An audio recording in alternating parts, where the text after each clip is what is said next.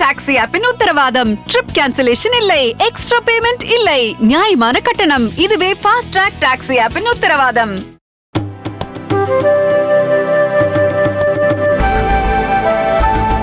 பகுஜன் சமாஜ் கட்சி வரும் மக்களவைத் தேர்தலில் தனித்து போட்டியிடும் என்று அக்கட்சியின் தலைவர் மாயாவதி தெரிவித்துள்ளார்.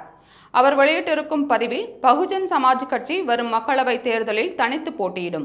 பிற கட்சிகளுடன் நாங்கள் கூட்டணி அமைக்கப் போவதாகவும் 3வது அணி அமைக்கப் போவதாகவும் வெளியான தகவல்கள் அனைத்தும் வதந்திதான்.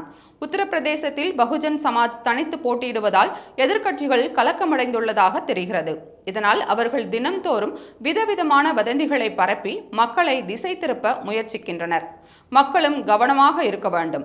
பகுஜன் சமூகத்தின் நலன் கருதி இக்கட்சி தேர்தலில் தனித்து போட்டியிடும் என்பது உறுதி என்று தெரிவித்துள்ளார். பகுஜன் சமாஜ்வாதிக்கு கதவுகள் திறந்திருப்பதாக இந்தி கூட்டணி அழைப்பு விடுத்திருந்த நிலையில் இந்த அறிவிப்பின் மூலம் கதவை சடாரென்று மாயாவதி மூடிவிட்டார்.